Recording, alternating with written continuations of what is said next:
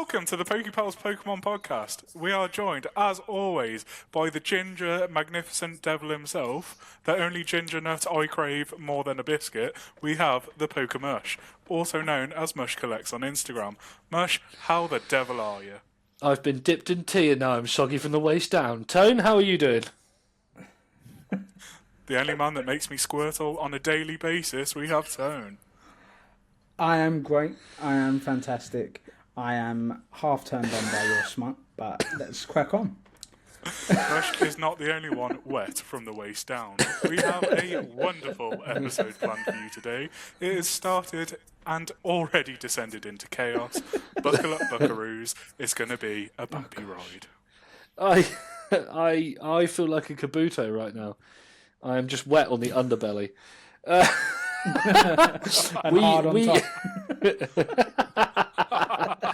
Oh, call me Blastoise because I've got twin cannons. Right, moving on. Stop it. Behave yourselves. Calm down. Everyone tuck them back in. Flick it in your waistband and sit down for the best 90 minutes of your life. We have plenty to get through today. We are going to be hyping up the fact that all three of us are going to be at EUIC in London in 3 weeks' time? As of time of recording. Something like that. I'm not a calendar. Get over it. We're then going to talk about a big friend of ours at Kabuto's Cards who have had a bit of a... Ed, what's it called? Fucking shambles. Thank you very much. They've had a fucking shambles of a chargeback scam tried to have against them. We are then going to talk about all of the new SIRs, SARs, MARs, USB, HDMI, ATV, and of course UPCs that have all been announced for Nihil Zero / Perfect Order. We'll go into the moan zone where Tone makes you groan from your ears to your mouth. We'll have Tabletops Talks, which is going to replace Strongest Analytics this week because I managed to actually attend the league challenge and did not too bad. And our Edward Bear over there, he managed to leave his forest and lurk his way into Birmingham Regionals, where he finished in the top 45%. Have that. And then, of course, we will play everyone's favourite triple threat where we go head to head to head and we will play Little Card of Ours, where hopefully somebody has managed to smash an Ancient Mew. Probably not, but find out soon. And then we will take ourselves down the dual carriageway home and slide our way in to our illustrious Hall of Fame to round out another wonderful episode of the PokéPals Podcast. As I said just before I did my little spiel, it is EUIC in 2/3 weeks' time. I've never been to an EUIC. I am beyond excited, especially now that behind me, underneath my Podcast of the Year trophy, just saying, are both of my decks, which I have been tweaking, touching, shuffling, and playing with more so than my own undercarriage, in excitement about finally getting to draw 60. Deck. I've been touching my deck regularly as I get deadly 60 towards Ed. I am very excited to go. There's a number of good content creators that we're going to meet there as well, and a number of our friends that are also attending. It's going to be phenomenal. I've basically spent the last 3 days catching up with Birmingham Regionals. I am 100% in on being a TCG player. It is all Ed's fault. My wife does hate him. But boys, how are we feeling about going to EUIC? I cannot fucking wait. I feel like going to Birmingham Regionals last weekend has given me just a little taste of what we can expect whilst we're there. And I mean, I thought like Birmingham was insane. This is going to be so much better. We've managed to get ourselves Pokemon Center spots, which is a debacle and something that to this very moment still pains me with To be how part Mush of the moan and I zone. were trying for 4 hours to get tickets, and then it was like, oh, you got to change your URL, you got to fucking delete your phone number, you got to give an incorrect email address, and then it works. Donate some blood. Because that makes sense. Give your firstborn, trade away your double new. Can you please And tell then me you your might mother's just- dog's cousin's boyfriend's auntie's nephew's maiden name? And how long the socks are that he wears. And then all the side events that are going to be there, all the content opportunities. We want to be interviewing people that are attending, hopefully interview some of the people that are playing. We have some friends that are playing. So yeah, I cannot wait. And being in a venue like that, the XL is massive. I've only been there for work things, so to go there for something that's actually fun, cannot wait. And just being around the whole community of like-minded people that are just buzzing about the Pokemon TCG and the VGC and Pokemon Go. I just cannot wait. Yeah, honestly, I'm so excited. I actually used to work at the Excel for 4 years, and it's going to be my first time actually going back into that building since leaving, 9 years ago. But I'm really excited. I am starting to, viewers will be happy to hear, making the plunge. I've bought myself a deck. I'm going to start. He's got his learning. deck out I've on played a couple of YouTube, games. everybody. I've played it. Demonetize. I've played 3 games so far. I've won all 3, so right now I've got 100% win rate. That will change very soon. But no, I'm really excited. I've been reading cards. I've been learning them. I've just been hovering in our podcast group chat as these two boys are going over what they're taking out of their deck, what they're putting in, what this card does, what that card does. I ask little baby questions here and there to learn, and I'm really excited. And then I caught up on a bit of Birmingham Regionals, and it kind of overwhelmed me at some points, but it was still fun watching just like everything in action. But there were points where I was like, I have to pause and just like, what? Okay, that card. They're already on to their next move. So I need to learn, and I need to get myself up to speed in 3 weeks so that I can actually go watch. But as for the show itself, again, so excited. We've got content opportunities, obviously, but we are going to be back out in the world of Pokemon with content creators, with loads of incredible community members that have been messaging us about it. There's going to be people we've never even met in real person before, in real life, in person before, that we're going to see, and I'm very excited to see people, get talking, get interviewing, have some fun, have some shenanigans, finally be able to go to their Pokemon Center just about after hours of bullshit, and then hopefully play you both at a game and probably get my ass whooped, but it'll be a learning experience, and I'm very excited. Yeah, I think especially since Ed got me playing and got me interested in it, I will say you're not alone, Tone. Somebody who plays it pretty much every day now and I'm addicted to it, still watch Birmingham Regionals, and sometimes I pause the live stream and go back and be like, when did he play the boss's orders? Because I'm sure that he already rare-candied 6 things and has retrieved 94 energies from his discard pile. Stop playing Goldengo, it hurts my eyes. It's honestly so exciting. For me, it's so exciting because I've dove in headfirst to the swimming pool of TCG, and I am desperate to just go and challenge myself and kind of embrace that whole side of the collection hobby as well. It's like I literally earlier sat and organised all of my trainers into tools, items, supporters and stadiums, because then when I need to find something for a deck, it's way easier for me. So I've got so much little bits of excitement that are bubbling over that by the time it probably comes, I will be like a caricature from a cartoon where it's just steam coming out of my ears. I'm probably looking like Popeye. I'm necking spinach. Things are going wrong. It'll be good fun, and I'm like Tone said, it'd be really nice to finally meet a number of people that we interact with on the daily through social media and on the internet, and actually meet those guys in person. But moving away from EUIC and talking about people that we have met in real life, Kabuto Cards, a wonderful vendor that we actually met for the first time in Swansea, did some deals with, bought some cards from, had a lovely chat with. Interview is available on our Swansea episode, which you can watch now on our YouTube channel. But they, unfortunately, have been the victim of a chargeback scam. Now, I'm not the smartest man in the universe. We are all very aware of that. I'm basically here for good looks and comedic effect. So I'm going to hand it over to Ed, who's going to kind of walk us through the situation that's happened.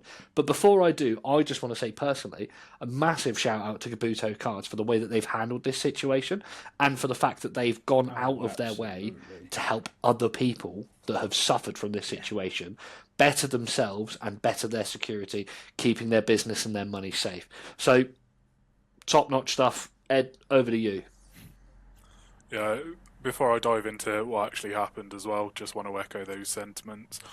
The fact that they've used this opportunity to better the community and actually take it as a lesson and be like, this is what's happened to us, here's everything that you can do to avoid it, here's what to look out for. I just think it's an absolutely class act. That level of transparency, that level of like showing that they're human, you know? It's like when people think about Pokemon vendors, you know, there's always that misconception that they're all just like money grabbing, they're all out for themselves, they're all gonna buy your cards for like 40% and sell them at 150. Like Kabuto cards are not like that. They are lovely people. Sam is an absolute legend. I had the pleasure of interviewing him at Swansea, and yeah, such a great team, lovely people. We've seen them at multiple card shows now, and I don't think there's been a card show that they've been at that we have as well that at least one of us hasn't bought something from them, and it has been incredibly well priced. But essentially what's happened here is, unfortunately, they've fallen victim to a credit card chargeback scam. So this is where, put simply, a user will place an online order through their website and then claim that the order hasn't arrived or cancel the transaction on their credit card, because you have that extra coverage as a buyer with a credit card. So there's like an optional window where you can basically say the items didn't arrive, they were defective, anything along those lines. And essentially you keep the product because you've claimed it's not arrived, and then you charge back. So not only does Sam and Kabuto cards lose out on the value of the transaction itself, they also lose out on the value of their stock. So £100 order costs them £200, maybe a bit more when you take into account like the actual fees associated with having an online store and things like that. So it's proper scumbag behaviour. It's something that we've seen happen, unfortunately, quite a few times, but it tends to be more of something I've seen, particularly in the States. So like PokéNE, a big American YouTuber that sells predominantly Japanese Pokemon. I remember watching a video of his where he talked about in the early days of his career, he had a chargeback scam conducted by people in Chile. So he stopped shipping internationally, and it's only domestic US shipping that he offers now. But what Kabuto cards and Sam have done is they've actually put out a few awareness pieces as to what you can do to look out for like common signs of chargeback scams or like these suspicious transactions, and also how to actually protect your website. So as we know with all e-commerce websites, 9 times out of 10 they're going to be built on Shopify. Shopify is super out-the-box friendly for people that are creating storefronts, super easy to customize and things like that. But obviously security is something that needs to be absolutely paramount. As somebody that works on websites day in and day out, it's something that's so easily done but also super easily overlooked, because you just assume that this sort of thing isn't going to happen and that your website is safe out the box, which unfortunately with how the state of the world is at the moment, everyone's an opportunist. There are scammers rife everywhere. I'm so lucky that I actually had someone reach out to me that was a distant cousin that actually inherited a large amount of money and was just willing to give it me if I wired them £200. I am one of the lucky ones. But when it comes to website security, the best way that you can do this is to go into your Shopify admin settings, go on the payment section, manage your payments and Shopify payments, and then make sure that under the payment capture setting you actually select manually capture payments and save this setting.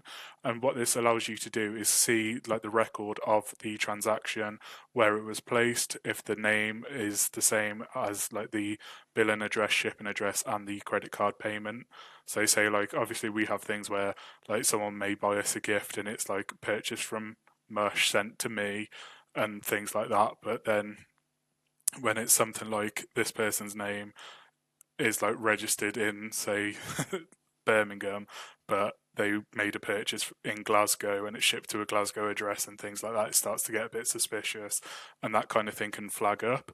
So the big thing here is just to make sure that if you are any kind of online business, online trader, even in-person trader, just make sure that you are protecting yourself and your business, making sure that all your security settings are up to date.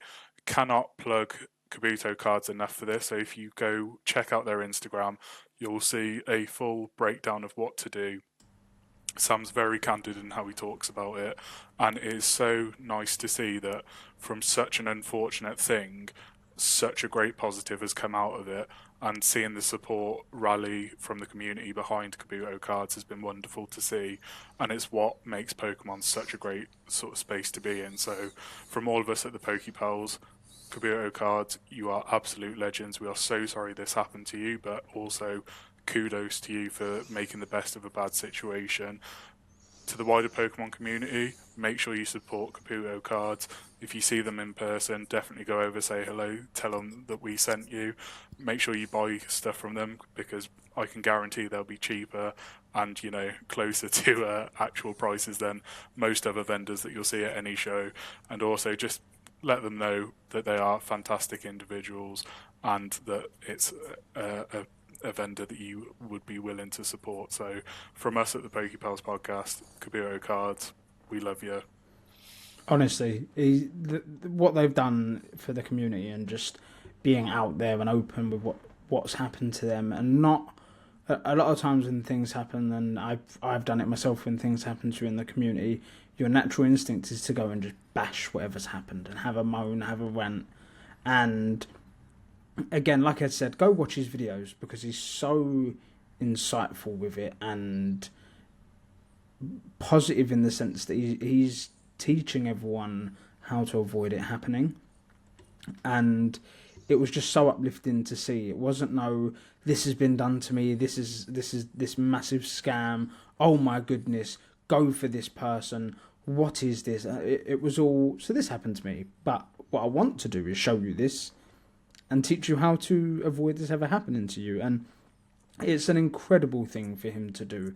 And I, off the back of it, was literally, like I said, we can't support him enough. Every interaction we've had with Sam has been incredible. He's such a legend, such a nice guy.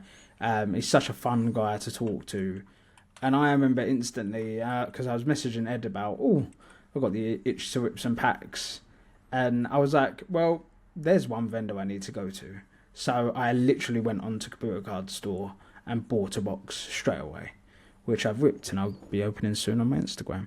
But he is such a king, and he deserves all the praise and the love that he is getting and is going to get even more. And if you are at a card show, go say hello to him. Go give him his flowers. He deserves. Absolute legend. I don't think I can really top the sentiment given by my co-host, so I'm going to do what I do best. As we go from something completely fucking out of order and step into something that's perfect order, we are segueing, baby. So, I will say, love you, Sam. Thank you for everything you do in the community. Keep being you. You are a top-notch geezer. But, segue was fantastic. Give me my flowers.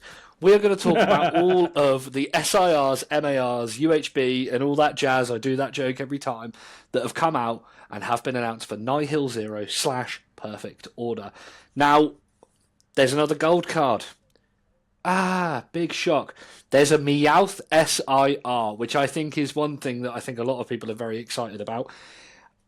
And I think that the dark horse that none of us want to admit that we actually give a shit about is that Patrick Star-looking badger. It's the Mega Starmie SIR, which I think has taken a number of people by storm. We jumped and straight in, are we? We jumped I will give Tone his due. He said it's very reminiscent of the Starmie from the Neo era, and I actually own that card.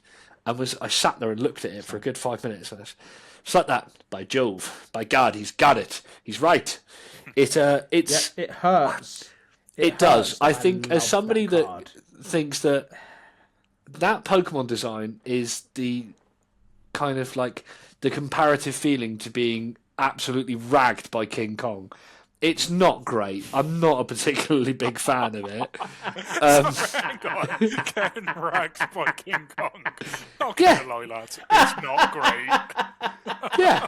On a scale of, a minor inconvenience to being absolutely torn asunder by a gigantic building-sized monkey, it's at the top end. But yeah, so I struggle to rate it more than a 6 out of 10. To be honest, I would only give it 3 stars on YouTube. I disagree. What, you quite enjoy getting ragged by King Kong? This podcast has degenerated quickly. No, I think honestly that Starmie SIR, whatever is top notch. I bloody love it, and it hurts to admit it, But for me, that's an easy 8 or 9 out of 10. Like the artwork, the style, the shine, everything. It's a banging card. Like I said, I looked at it and it instantly gave me, because most Starmies are water types, and this Starmie is a water type as well. But the Neo one is psychic, and it just gives me that purple vibes, and it's doing almost exactly the same move. And I was like, oh, I want it, and I really want it, and I hate that I want it, because then if you want to come back crashing down to earth, I don't know if this is Mush going to say or not, you look at the Starmie full art, what a piece of shit. What a fuck off. It's in the fucking bin. It's not the tangent I was going to go on. What I was actually going to say, what I was going to say was, before I so rudely had a bit more of King Kong in me, was, you know how we had Inferno X and we had that gorgeous Mega Charizard SIR that everybody loved, and then Phantasmal Flames came out and they went, "You've ruined it, you've put words on Charmander's head." Ah! They've made this card better because in English it's going to have so many words over its fucking legs, which means that it's going to be an absolutely top tier design. I will say that might be why I like it. Actually, yeah, because I will say I think that the full art is, it's just bad. It's just a bad vibe. Don't like it. It's like being passed a drink by somebody in a pub that I've never met before. I just don't think I want any of that. One that I think I'm going to say goes under the... Mad, I was just going to say, I think it's mad though that going into this set, I was really suspecting that the SAR was going to be like a really memeable card. I thought it was going to be an absolute piss take, which the full art is, not disputing that. I weirdly kind of want to get one, and I'll hope it's cheap in Japanese, because I then want to like draw on it so that it is Patrick Star, but that's... I am a SpongeBob boy. Please tell me you're going to put knee-high boots on there. Oh yeah, and heels, the works, fishnets, you know, in for a penny, in for a pound and that. But the actual Mega itself, I think that is actually, apart from fully going like meme heavy on it, I think that is the best that they could have done with that shit Pokemon design. I really like this card. As we know, I love my Kaiju Pokemon, and this one is absolutely giving Starfish meets Godzilla. It's giving Starro from DC. Yes, yeah. I think they nailed it, and as well, as we'll probably discuss later, this is one I cannot wait to actually build a deck around, because the first attack for 1 energy is filthy. The deck capabilities of this Starmie is not particularly pleasant. I think water types seem to have got a buff, if you will, in the next couple of sets, because Mega for Alligator, Frostlass, and now this. If you're running any fire type, I think this is like that. We're really sorry about the Charizard. We're sorry.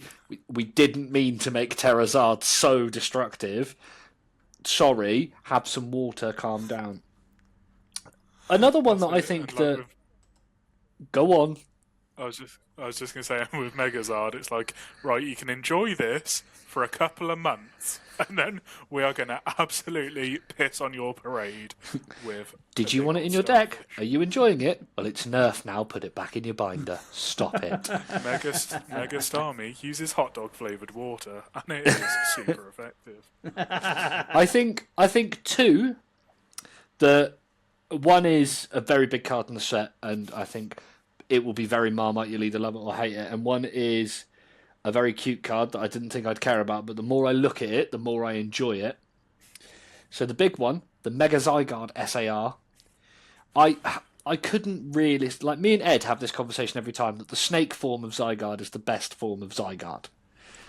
Undoubtedly. And I think Tone's in agreement as well, but there's something about this one.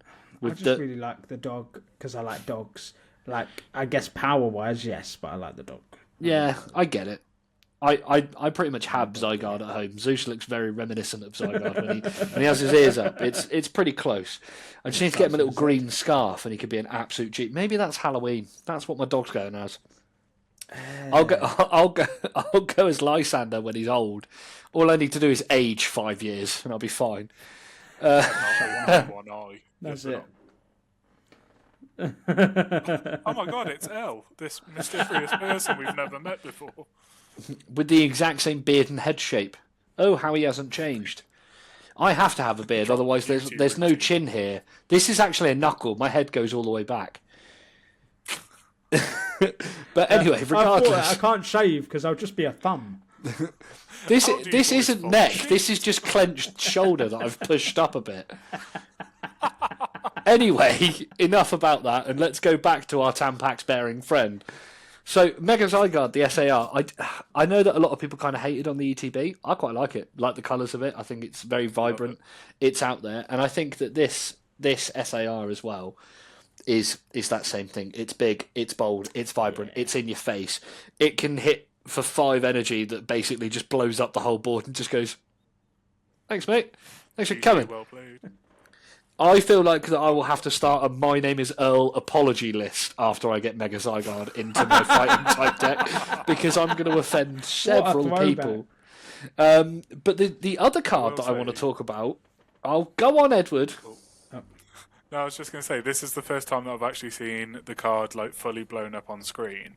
I didn't actually realise that it had all of Zygarde's forms around it. Yeah. I thought it was just like purple neon, like really leaning into that kind of cyberpunk kind of appearance with all like the flashy neon colours, like the motion blur it looks like. But the fact that they've got all the different like power levels of Zygarde on there, I mean that's just taken this from like an 8, I think, straight up to like a 10. I think this card is genuinely incredible, and I feel like when people start getting it in hand and we start seeing it at card shows and things like that, this one's going to slowly creep up. I think it's incredible. It's 100% a chase for me. Yeah, it's going to probably. I think we already discussed this last pod, unless we've done it in our own group chat. But it's going to start low, this whole set, and I think people are going to start realizing how stunning a lot of these cards are. And prices are gonna it's gonna be like a dip boom kind of thing, where everyone's gonna realise they can't get hold of stock and they're gonna jump it. It's going to be like Journey Together. It's going to be like Shrouded Fable. That at the time people are like, yeah, it's okay. There's not that big hitter, and then all of a sudden they're like, but some of those cards are actually really cool. And then all of a sudden this card's like £300 or something daft. So yeah, and even if it doesn't, I'm happy with that because it means I can just go out and buy this card. So yeah, I don't lose in this scenario. I think where we benefit as players is that we're going to have some very pretty decks coming out of rotation and going into next year's worth of rotation. Secondly, as collectors, I think Ascended Heroes has the backup of Dragonite, has the backup of all 3 of the starters, has the backup of a number of big SARs and SRs in it. This small set, 1 gold card of a Pokemon that not a lot of people. Realistically, if you gather 1 million Pokemon fans in a room, how much of a percentage of those people are going to say their favourite Pokemon is Zygarde? Probably the same percentage of people that say that their favourite Pokemon is Arbok. It's just going to be me in a different hat. And that is purely because of Legend ZA and that card. It's the beauty of these smaller sets, and Ed hits it perfectly with the Shrouded Fable comparison. I love the Loyal 3, and I love Petron, but that's because I have this weird affliction for Poison-type Pokemon. But now that I run a Dark Box deck that runs Okidogi, Pheasantipity, Monkey Dory, and Petron, I'm like, oh, come on. That set was actually banging. Like, I go back now, and every now and then I put them in my eBay watch list, all 4 of the big ones, and do the Petron, do the Okidogi, the Monkey Dory, and the Pheasantipity. And I'd love to have them, because I'd love to do a binder page of the Loyal 3. It would be really cool. And that's giving that same kind of energy, that set where people are going to go, it's there, it's cool. And then I think it's going to become really playable. And then suddenly everyone's going to go, they'll go mad for the gold card and they'll go mad for Meowth, which we'll touch on in a minute, because it's finally getting a big card. And the gold card, everyone goes mad for gold cards because they're like Mr. Krabs. It's like, ding, Where did you take that? Money! That's it. But I think outside of that, Clefable's there for the cutesy lovers. Starmie's actually just trying to make a bad design on a good card. Zygarde is a phenomenal design, and it's for you who want to bling out your decks. And then we have other ones on there, like I quite like this little Clefairy, which is one that I wanted to touch on too. It's very much giving Journey Together. It's giving the lilies from that one. I even don't mind the Dedenne, even though I just don't care for that Pokemon's existence. Yeah, I'll the admit. Dedenne card. I'm neither here nor there. The Clefairy, though. If I pull it, it'll be one of those ones that I turn around and go, "I got you this," when I hand it to my wife. I'll straight up admit, I am 6'4". I am able to lift cars. I fucking love me a cute Pokemon card. Give me that Dedenne. Give me that Rowlet. The Rowlet is just... They are beautiful cards, and I want them all. And like the Tyrant promo as well, I'm sure we will get onto that. The Tyrant. Oh my goodness, give me the Tyrant in my veins. We'll do Tyrant now. We'll talk about Meowth after. But how are we feeling about Tyrant finally getting an illustration rare? Oh my gosh, it deserves it. Rare it is what a card. Tone, do you need a bit of tissue, mate? You're right. Yes, I do. I love that card. I love that Pokemon. I love a dinosaur. Tyrant deserves it. An adorable little crazy mad dinosaur. A fucking little with little arms that just growls. It's a little me, mate. Starts with a T as well. Like Tone Run. Tone's my homeboy. Boom. Tone Run. There you go. That should have been my Pokemon handle. No, it's such a gorgeous card. And rebrand coming next rotation. I will agree. I'm a big fan. Like, I'm not really the biggest fan of all the dragons. Like, I love Salamence, Flygon. Weirdly love is it Naganadel? However you say that one. Yeah. Naganadel. But again, it's poison type. That's why I love it. Dragalge, another one. Dragon, poison. That's kind of why I love it. But there's something about Tyrant and Tyrantrum that just please and twice on Thursdays. It's just fantastic. And it's got a great shiny. I think that's one thing that I get really attracted to by some Pokemon is that it has a great shiny, the blue and like silver-esque. Do you know what it reminds me of? And this is the weirdest throwback ever, and you're going to have to bear with me. Power Rangers Dino Thunder. I was just going to say, you're going to say Power Rangers. I know it because yes. It's just that's what it says to me. And as a Power Rangers kid, when I grew up, I'll 100% take one of those. So I'm very excited. Plus, as somebody that's running a fighting type build with my Mega Lucario deck, that Tyrantrum, Relicanth, Special Energy, Hero's Cape, single prizer, knocking out Megas. Oh, let me rub my hands vigorously until I get down to bone. Hang on, let me get those tissues. I think I need a moment. I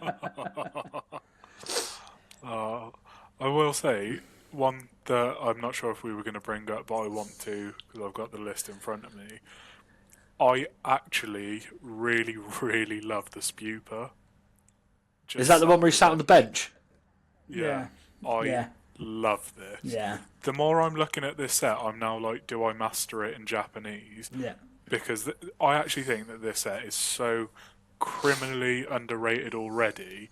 I mean, I'm looking at this list, barring the bloody Mega Starmie, which, I mean, as I say, I do want just to make it Patrick. The only card I'm not like, that's pretty cool, is the Probo Pass, because fuck Probo Pass.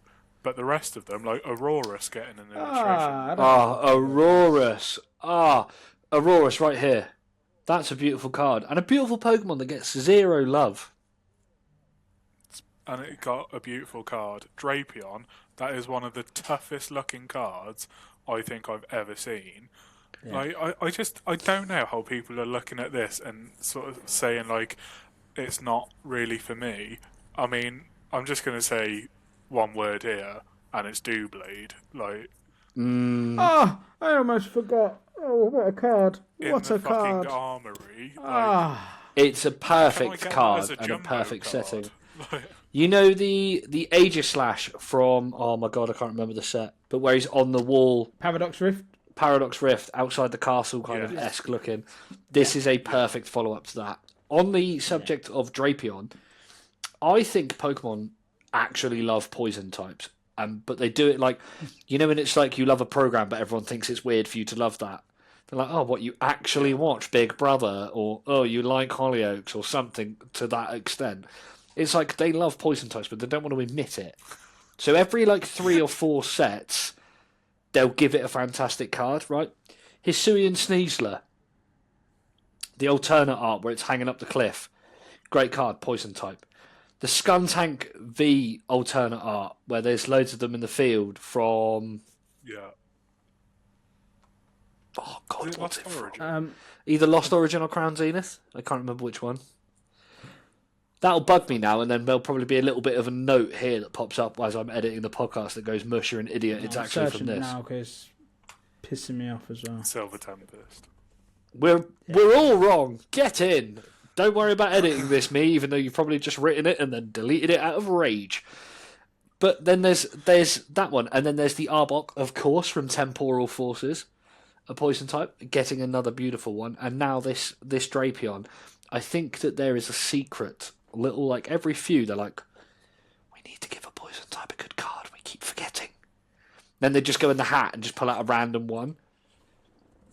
I'm happy with it. The reason I was laughing is that, and Mush, I know you'll enjoy this, but it really, really reminded me of a Mitchell and Weblock sketch when they were talking about The Apprentice, and it's like, what's the least large amount of money you can give an idiot? And it's like, oh, it's 100 grand. And then they're like, everyone watches The Apprentice because they hate it and they secretly think that they're smug. But how do they show up on the viewership numbers? The same as everybody else. Yeah. It just made me think that that's what it's like in Pokemon HQ, that they're just like, oh yeah, we'll put a poison type in. People claim that they don't like poison types, but if they need to master set, they're going to want that card. So here's our opportunity. And there's a Salazzle coming out as well. Did you say Toxtricity? Toxtricity as well, got one in Phantasmal Flames. As well. That's one of those cards that I have in my Dark Box deck that I really love slapping down, and then every round just going Sinister Surge. Oh, and then Sinister Surge. Yeah, I've got energy everywhere now, but just to be safe, Sinister Surge. Just love just giving that little twist and then drawing for an energy, and it's a great card. I think Toxtricity's had 3 full arts now, if I'm right. I think so. And they've all banged. Yeah, the Trainer Gallery one. There's Trainer Gallery, there's Phantasmal Flames, and there's another one that's a yellow border that's now escaping my brain. Yeah. But they're all great. I'm going to put all 3 of them up here in a row. Bang, bang, bang. Toxtricity's great. If that's the one, because it's had a full art shiny version in Shining Fates. Who knows? I'll have put them on the screen. But let's finish off talking about this set by talking about the Meowth SAR. I'm going to be the one that says this. Before we do, because I want to end, I want to quickly add a negative in here, and it's a throwback to another episode. We may recall talking about what we're going to see in the upcoming mega sets, and just quickly focusing on an SAR that everyone's going to say they love. I do not, because I hate the character. We may recall a certain Tone Zone once saying, I bet they throw in a fucking Jacynth card yeah. for the wet wipes out there that like her. And oh my god, they've done it, and I hate it. I absolutely hate it. I needed to chuck that in here because I know there are going to be people, and I'm really looking forward to Ed's analytics that says that the hard drive wankers are drumming up the prices for it, because people are going to look at it like, oh my god, what a shit card. I can't wait for the fact that when we finish recording and me and Ed get up and leave, Tone can't go anywhere because she's put a Jacynth zone around him. So enjoy that one, Tone. You're now super glued to your desk, my chammy. Going away from Simping for ladies and now simping for pussy. It's Meowth. Haha, did you see what I did there? You're very welcome. I'm here until the podcast ends. Now, God, sorry, this Ed. has descended so damn fast. It's been a rough few days for a couple of us, so you're getting a very in-depth look into the human mind. Now, Meowth in this set gets both an EX full art and an SAR, and I'm going to be the one that says it. When you have your hands like this, and then you have your hands like this, it's basically the same fucking thing. I want to love it. I do, and I think the SAR is nice, and I do think that if I pull one, I would 100% be stoked, and I would not in any way complain about it. But for me, personally, when you compare it to Zygarde, when you compare it to Starmie, it's just not good enough. It's just not good enough. To just give it a colourful background, it's a bit shit. It's a bit shit.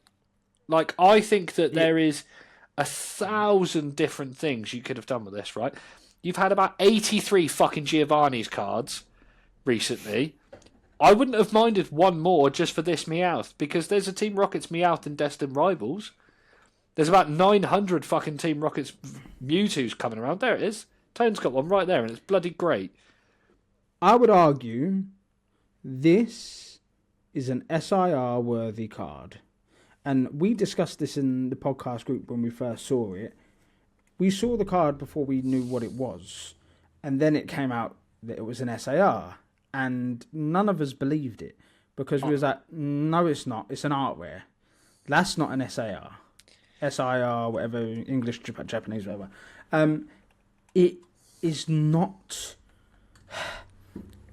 It is not good enough as an SIR. No. It's not... It is just loud and proud. It gives off the Haunter vibes. It could potentially be the same artist, I don't know. But the Haunter card, in my opinion, and I might be biased because I love Haunter, it works so well.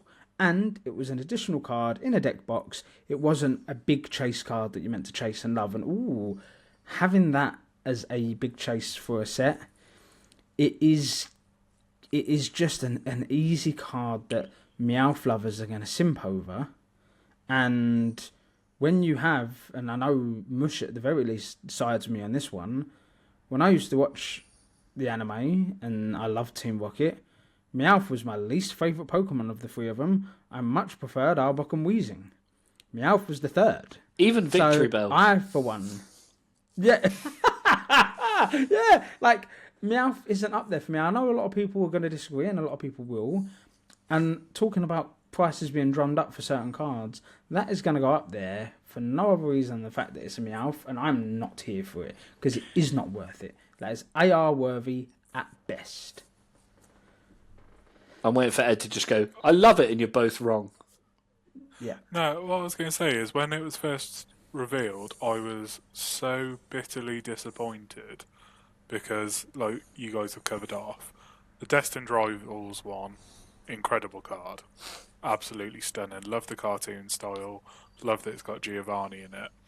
And then when I've seen like people rip the set and actually see what it looks like with the texture and like how the light bounces off it, it does look a lot better, but to me it's still not SIR level. I feel like you've said, they've taken such an easy way out in that it's just a coloured background like it's a full art. Even if they like kept every other element the same but put it on like a bit more of a lively backdrop, that'd change the card massively. Even if it was in like a bloody bank vault, you know, with like gold bars behind it, it'd make sense because of the character, but also it'd add that extra like dimension to this card that I feel like is missing. Because like EXs nowadays, we're very lucky that the full arts have some insane texture on them. Like, there's not a huge amount between these two cards, and it's quite sad to see that it's like this is Meowth's first SIR, and it's okay. And I think as well to add on to your background conversation, because I love the idea that you come with, because Meowth's all about money and it's about riches and things. But you could have made this even simpler and it would have been perfect. Just Meowth in a wild zone, Lumiose in the background. Just tie this, because let's face it, this is Astral Radiance, the Legends ZA, basically. This is kind of, whether they want to admit it or not, this is pretty much where we're at. Yeah. Oh, and you could have done you could have done that with that, and that would have given that card a better background and a reason to be gripping people and dragging them towards, you want me over Zygarde, you want me over Starmie, and two, it would have given it that tie-in to the game that this set is pretty much bloody built on. Because Ascended Heroes got, as I said earlier, the Dragonites, the starters, and all the others. And now you're adding in the extras that give it that final, this ties into that, this is that banger. And instead they just went, I don't know, throw the fucking paint palette at it and see what happens. I totally agree with what you said, because I think if we look a little bit deeper, Meowth isn't available in the main game, in a Wild Zone. It becomes available in the DLC. And it's part of that content. Unless I'm mistaken, but I'm pretty sure it's the DLC. I would have saved it for a later set that focuses on that. I just wanted to go back to one of Ed's points as well, is it doesn't have that extra layer of story or anything different. Like, the Starmie doesn't have it as much, but it's a glorious card. It's got you can see as a background of the city, I presume. The Clefable, which I'm still not a massive fan of the Clefable design, but the card itself, up in the sky, it's supposedly also a semi-connecting artwork with the Clefairy, the Zygarde with all the other forms in the background, even as much as I hate it, the Jacinthe and her love for food. Yeah? And you got the Meowth. There's just a colourful background. And it's got a couple of its head coins there and a couple of other trinkets and stuff. And it's like, it's lazy. It's very reminiscent of the Pikachu that we basically shat on, that's coming out in Ascended Heroes. No, not Butthole Pika. Yeah. We've you can't shit on something that's shitting out. That's just a shit collision. It's the things. The SIR that's, I think it's Ascended Heroes, isn't it? Where it's like the pink background Pika, which is just like, why the fuck is that there? Mega Dream, Ascended Heroes, yeah. The shitty Pika, yeah. Shittertude. A couple things I'd like to bring up before we move on from this segment. Yeah. And this one There's one I want to shout out as well. This is a pretty bold prediction from myself, but you know how in Crown Zenith we had the 4 connecting gold cards that are extended artworks, the Giratina, Dialga, Palkia, and Arceus? Yeah. I am actually starting to wonder if we're going to get that with some of these megas. So if you take the Mega Absol card and put it at the top, you then take this Mega Starmie, put it on the right hand side, you've got the top of a building, you've got Starmie on a lower down building. We then get a card that's shooting something left, and then we get a card that's at the base.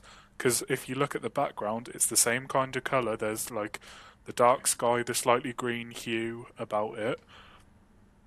Tell me you can't see that at least being very close. And I fully appreciate I have just sprung this on you boys. I can see you frantically Googling.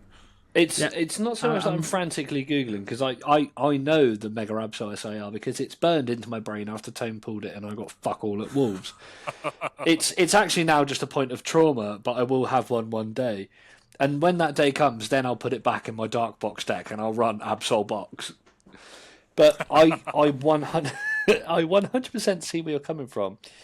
But what upsets me is not your idea, because I think it's wonderful, and also, even if it's not true, fuck off, Tone.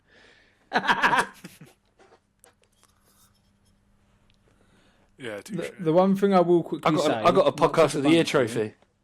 Bite me.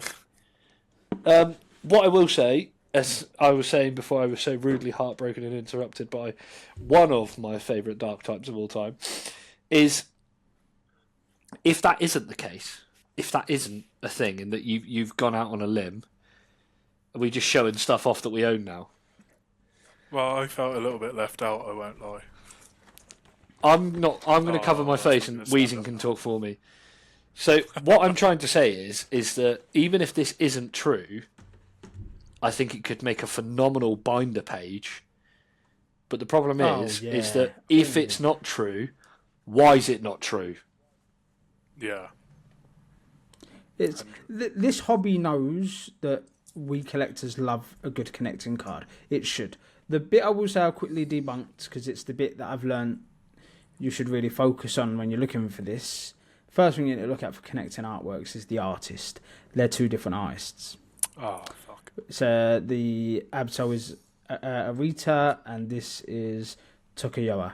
So two different artists. So has Tokuyoa done both Starmie and Zygarde?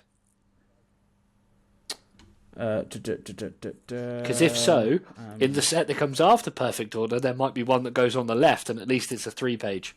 Nah, that's Kentaro. Yeah. Oh, that's such a shame. I got my hopes built up then.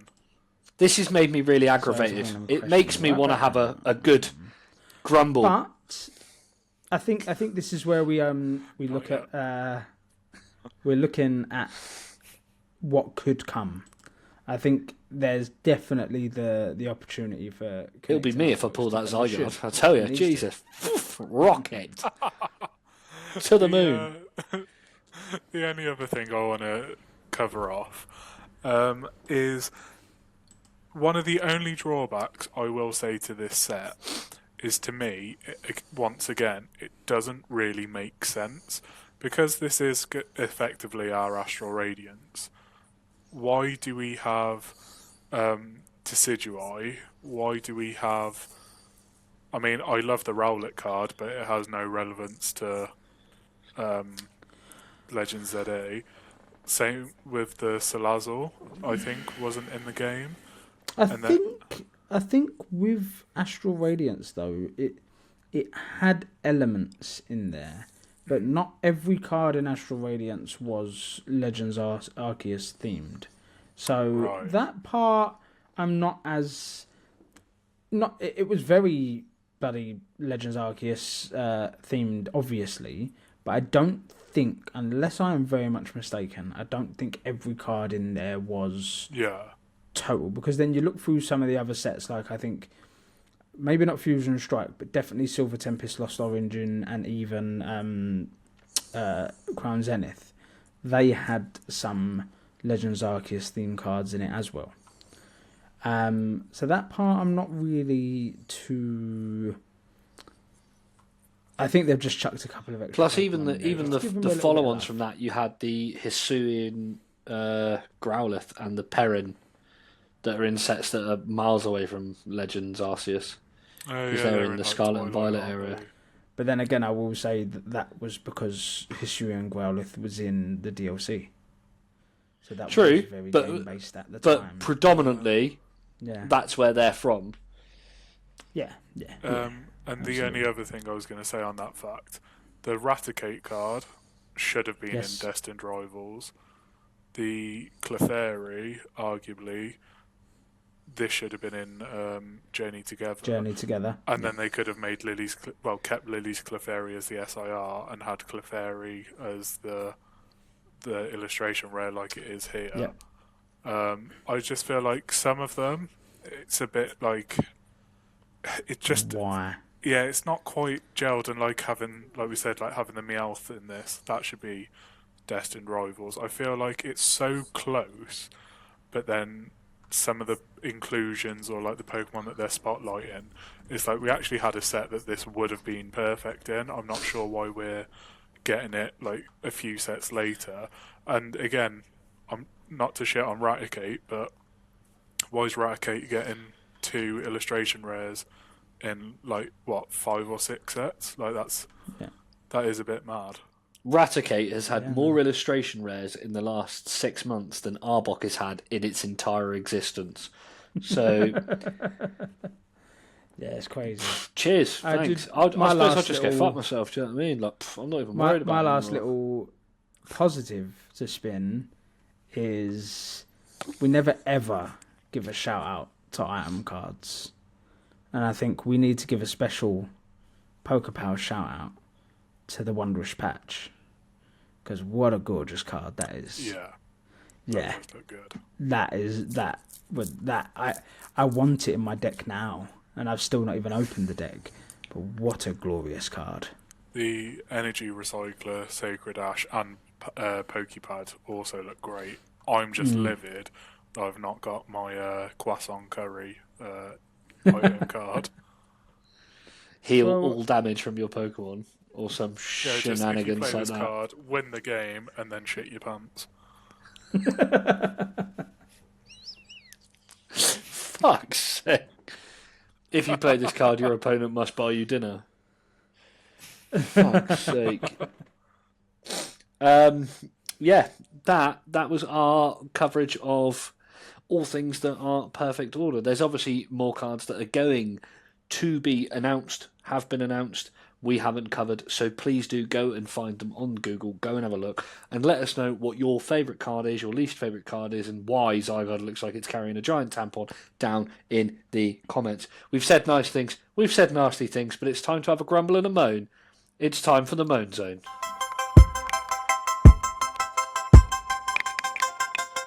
What's going on, guys? We are back with another Moan Zone, and I am going to start about something we was talking about at the beginning. We are going to EUIC, and as part of that, EUIC has a pop-up Pokemon Center. Woo! It can go fuck itself right now, the way I'm feeling. How fucking dare it? Yeah?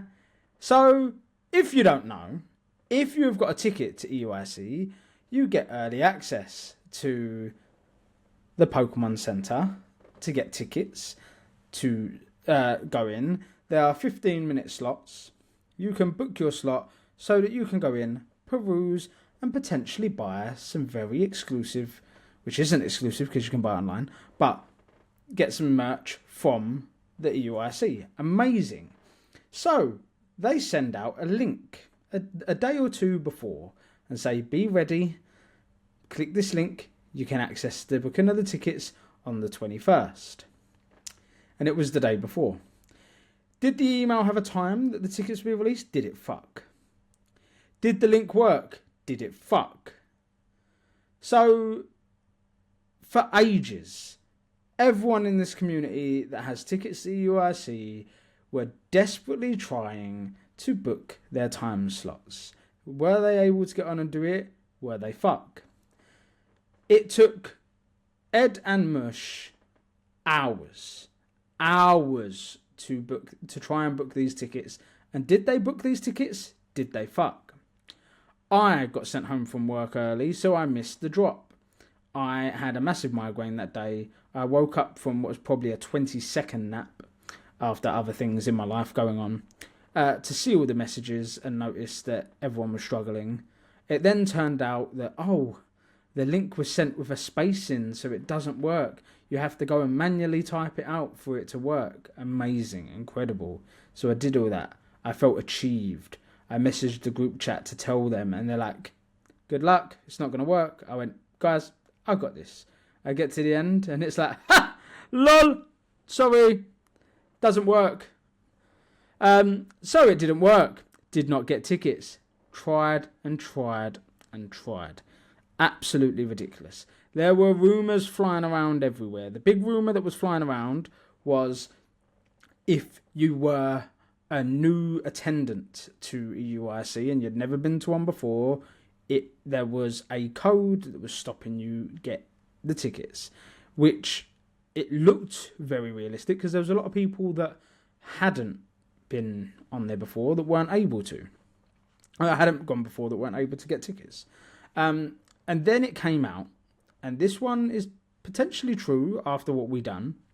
It then came out that there was coding where when you were entering all your details to book tickets, it was trying to search your number against the RK9 records to see if you have your number already entered in their database. And if your number wasn't already entered in their database, you couldn't order tickets. And none of ours were. A lot of people I know that couldn't don't have their numbers stored in RK9 database, so they weren't able to order. Luckily, and it pains me to say the name has gone from my head, but I was informed by Rita Pokegirl. Her father messaged me. He got the information from someone else in the community, but the information was spreading far and wide, and it was only able for anyone that hasn't had their number stored to be done on desktop. You had to go in, fill all your details, and then at the big button at the bottom that says process or send or whatever it said, do not press that. Go and delete your number out, and then press the enter button on your computer. And it worked! So, where Ed and Mush were absolutely done doing any of this anymore, I was able to get each one of us a slot each using our details, and we are now able to go to this very elusive Pokemon Center at EUIC. But there is a bitter taste in the back of my throat, because again, something to book in the community around Pokemon fails miserably. Pokemon, sort out booking stuff. Like, please, sort your shit out. Because we love your hobby, we love this community, we love everything to do with your merchandise, your franchise, everything. We love Pokemon and we want to celebrate it. And you make it really fucking hard when we can't get onto your store to buy stuff. We can't fucking get onto your website to order tickets to your pop-up in a museum. We can't get onto the website to order tickets for the pop-up in this show. Anything you do where it's like, okay, we're going to release tickets this day, it comes with that knowledge that it is going to be a shit show. Now, I didn't partake, but the merchandise was released early online for people to pre-order and buy, mainly for people that aren't going to EUIC. And from what I heard, it was a shit show of people queuing in queues that were about 200,000 plus, if not more from what I did see. It is just an abomination. It is abysmal. I understand there's a lot of us that love this hobby and want to partake. Make it more accessible for those then. Make it easier. Because I don't have the answers, but it's not me that needs to have the answers. Because whatever you're doing right now is failing miserably, and it's leaving a dirty taste in people's mouths. It is pissing us all off. It should be simple. It should be simple. And it's just not. And it is starting to grind my gears. I say starting. My gears have been ground to just circles at this point. Fuck me, mate. It's ridiculous. So yeah. But luckily, your boys are going. And we managed to get a couple of extra slots because we're cheeky like that. We shouldn't be, and I hate it, but I got each of us 2 slots each, just on the chance that they didn't work. I've got a guest coming in my slot because he couldn't get his, so big up Rhyperia, he's going to come and jump on with my second slot. So if there are 2 people in the community that weren't able to, please see how my boys. They've got a spare slot each. We want as much of the community to be able to be involved in a Pokemon thing that they can be. Next, I moan about Instagram a lot. I love to moan about that shitty app that we all love, where we've all met from it, and it's brought a lot of fun and love in this community. And I love a lot of my followers. The followers I don't love are the ones that click that follow button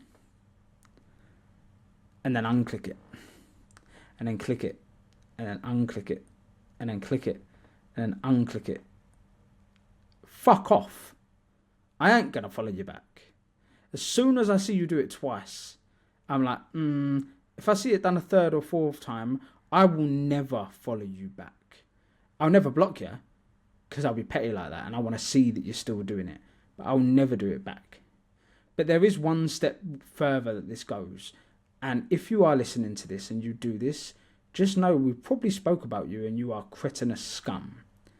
The people that follow you, and you follow them back, and then they unfollow you. Not because they don't like your content, not because you pissed them off, or you said anything negative, or they don't like you. If you unfollow me for that, then fair play to you. Well done. I'm not the most likeable person ever, so fair. But the people that follow, you follow, and then they unfollow you because my follower count has to be higher than people I follow because I'm a big-time creator. Get in the fucking bin. Follow farmers piss me off. You dirty scumbags.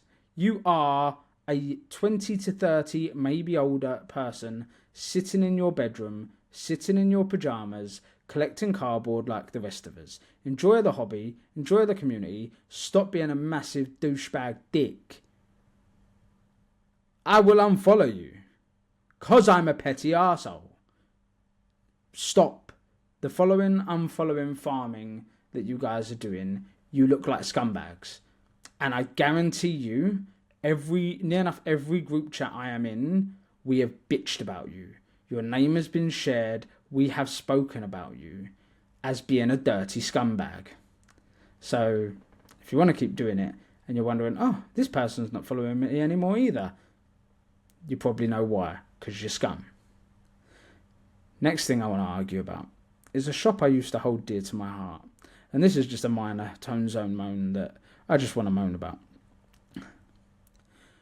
Let me take you back 18 months to a time where there was this store called Argos that I used to be able to walk into every night, get myself a little mini tin, get myself a cheeky couple of packs, could also maybe get myself an ETB, an Argos exclusive collection box. No, not anymore, because they've been so shit with stock recently, it's been abysmal. But that memory still lives on in my poor silly brain. So there is never a time I'll go into a Sainsbury's where I do not go and check Argos. I have to. It's ingrained in my soul now. I spent well over a year going in there and picking up cards. It is a must. And there was a time, not too long ago, where I'm going in, I'm searching up Pokemon cards, and everything is saying out of stock. No stock. It sucks. It hurts. No, doesn't have stock anymore. Argos have recently updated their system in the shop where you search up Pokemon cards and it comes up with all the possible options. But it doesn't say on there if it's in stock or not anymore. Until you click on the individual item, you have to click on, and I am stood there like the grown, almost 34-year-old man I am, clicking item by item with a hope that one of them might be in stock, just to click on every item for it to say not available. Sometimes it will even pop up in big red saying no longer available. I'm like, why is it here then? Why the fuck is it here? Argos, sort out your shitty system, you bastards. Because you hurt my soul and it's fucking upsetting me. And on that note, Sainsbury's, I'm not happy with you either. Because your aisles are stocked to the nines until I get to the one shelf that has Pokemon cards on it. Because there's no Pokemon cards there. The only empty shelf in the whole fucking store. Put someone else there instead. At least Asda and Tesco have the decency to spread out their fucking pop figurines. You guys just leave it empty like, oh, you wanted cards? Sorry. Fuck off. And the last thing that I'm going to moan about today is something I am a regular moaner of. And it is scalping. But I'm not going to talk about Pokemon cards. No. Because recently, there's been more stock available. Have I managed to get any more Phantasmal Flames for a while? Have I fuck? Have I managed to get a pre-order for Ascended Heroes? Have I fuck? But scalpers are looking on the horizons. And they're seeing other alternatives. And they've recently started wandering into territory that I don't really care for. But I know Ed really cares. One of the most absolute biggest legends in this community was Tortle, absolute king. He cares about it. They are venturing to the world of One Piece. Why? They see shiny cardboard. These, I don't even want to call them scalpers anymore. I want to call them vultures, because they just see something shiny, and they're like or maybe seagulls. You know them, the ones from, Finding Nemo. That's it. Mine. They just see something shiny and they just fuck off to it. Like, and you can start to see, as someone that does not follow the One Piece community whatsoever, except the couple of friends I know that collect it on the side, I am already starting to see that prices of cards that were dirt cheap from what I saw are suddenly soaring to 5 times the price, 10 times the price, because these scummy bastards are seeing a money-making opportunity, and they're like, do you know what? This is another hobby we can take over. Now, the Pokemon collecting me is like, thank fuck, they might move on and I can get my Pokemon cards back down to a reasonable price. But then I feel for my friends that are collecting these cards, and it's ruining their hobby now. And for the ones that are collecting Pokemon and One Piece, these bastards are ruining 2 hobbies. It's not fun. Just go back to trainers, because they were expensive anyway. Just go back to collecting your trainers and fuck off, because it's just killing hobbies for people. And not only are they now doing it to cards, they're coming back to Pokemon because, there's Lego coming out. And these Lego sets, let's talk about it. Lego sets, they are fucking expensive anyway, no matter what you get. And I moaned about it a bit on my story because I'm a cheap ass, and I know I'm a cheap guy. But they've released a few sets. I think the EV, to the best of my knowledge, off the top of my head, was like 60 or 70. The Pikachu was 180. And the 3 starter evolutions were £580. Ridiculous pricing. And there was a really cool item, which was the Lego 8 badges. Really, really cool item. That is worth $24.99. Lego said so themselves. But are you going to be able to buy it? Are you fuck? No. It's behind a paywall that you can only get it, and it's limited stock. And you can only get it if you bought the £580 figurine. So when we're talking about scalping, you go on the eBay, because you've missed the pre-orders, because of course people that got far too much money, more than sense, have gone and sold it all out, and now putting it on eBay for £2,000, £1,800, £1,600, and you know some silly twonk out there is going to bend in to the FOMO and buy that, and that will be the price it will start going up to. Scalpers, you are the scum of all humanity, and I pray for your downfall so much that I would gladly get a tattoo of Klefki on my arse cheek to see you guys never return. Because fuck off. Please. Get a life, get a job where you earn real money instead of taking money from other people, you scumbags. You are in the same ilk as traffic wardens. Piss off. Honestly, it just does my nut in. And I feel like it's every other week that I'm bringing this to the table. But what I really want to start bringing to the table is this deck as we speak about tabletop talks.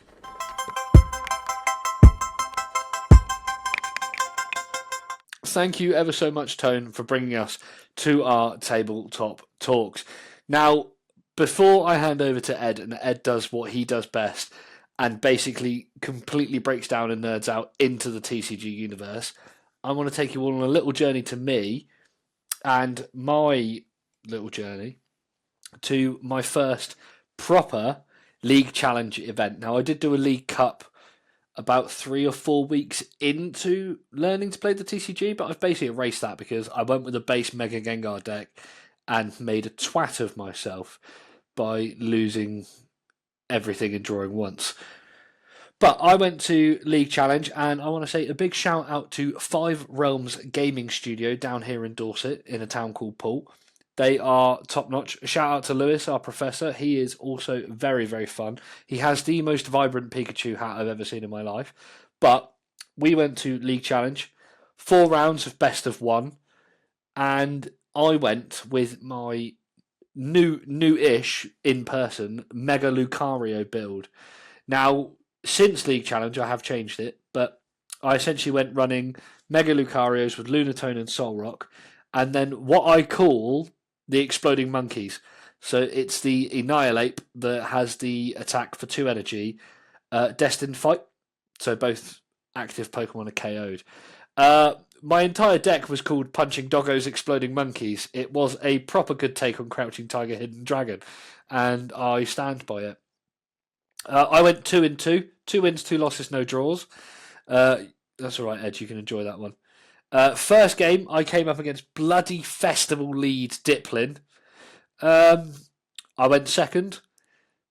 Round 1 donk for them, because they managed to pull out an Applin, which has 40 HP. Drew a Solrock, drew a Lunatone, drew a Fighting Gong, got myself an energy. Toodaloo! It's been an esteemed pleasure. It was one of those moments where my heart was honestly racing, because it was the first game, everything matters, and so on. So it was really nice to come away with a bit of confidence, being like, I manoeuvred that really quickly, I've got it done, smashing. Whoop, whoop, whoop, whoop. Next game, Dragapult. It's hard to think of many decks that can beat a Dragapult before rotation, because currently that thing is just dominating the meta. Spoiler for Birmingham, because I have to bring it up. It won Birmingham. So I'm not too disheartened losing to a deck that is a very similar build. Absolutely walled them for the whole game, and then they did the 4-letter word you don't want to hear when you're down to a single prize, which is Iono, and I gave away my game-winning hand, sat there with a rare candy with 2 Lucarios and a Lunatone, and just kind of went, well, at least I've got a battle cage. Nope, that got bumped out, and it was game in 2 turns, so I accepted defeat gracefully. Third game came up against an Ethan's Typhlosion build, which I actually really like. I have to say, as a deck build, I really like it. It's a single price attacking deck. The Bonded by the Journey, discarding Ethan's Adventure, and then evolving up and basically just hitting for disgusting amounts of fire damage was really hard to kind of maneuver around. I was lucky that I managed to get out 2 Riolus, 2 Lucarios, a Blood Moon Ursaluna, but I utilised the Battle Hardened Blood Moon Ursaluna. So for every damage counter you have on your active Pokemon, my Blood Moon Ursaluna does 30 extra damage to you. So if you've got 100 damage on you, I'm hitting you for 300 plus the 100. So it's game. But I actually won by top decking Boss's orders and bossing in their Pheasantipity, because we were both down to a prize card each. It was phenomenal. I was feeling very confident being 2-1, and then we went into our final game, and my final game, unfortunately, and it's a deck that I'm gonna shit on, but I'm shitting on it out of hatred, not out of the fact that I think it's bad. I came against Team Rocket's Porygon. It's basically a hybrid build of the Team Rocket's Mewtwo and some stuff from Destined Rivals. It's fucking horrible. It is basically a game of, here are all of my supporters. There go all of my supporters. I can now hit you for 3,000. I managed to get out a Cornerstone Ogerpon, and they evolved to all the way up to Porygon Z, so I was feeling quite confident because they couldn't hit me because they had abilities. And then they proceeded to draw 2 more Porygons, 2 Porygon Z's, and genuinely hit me for about 600. And my draw was awful. So I think 3 or 4 rounds later, even though I took a prize card, it was game. I've played the chap that runs that Porygon deck twice now, and I've lost both times. And both times I have walked away feeling like a stepchild that's been beaten by a man that isn't their father.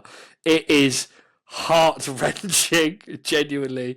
But I had a great time, and I have to say a massive shout out to Five Realms Gaming Lounge, and a massive shout out to our our friend Connor, because him running his own Dragapult build. He also went 2 wins, 2 losses. We were really heartbroken because we were both 2-1 as we went into the last round. That we we didn't get drawn against each other, because we very much at the moment are like, I'll beat him, he'll beat me, I'll then beat him.